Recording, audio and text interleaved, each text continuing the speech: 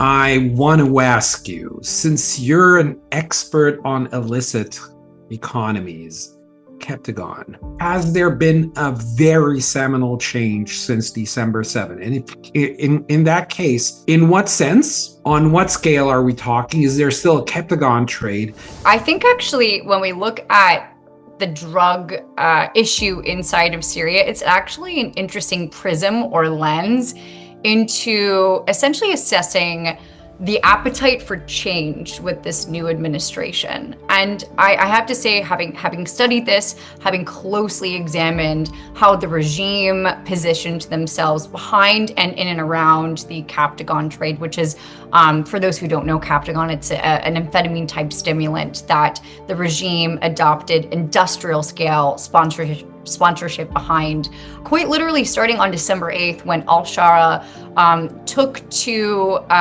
the Umayyad Mosque in Damascus and made this kind of pledge for counter-narcotics a key element of this new government, and said that he was seeking to purify Syria and essentially take off this reputation, this international reputation for drug production on an industrial scale.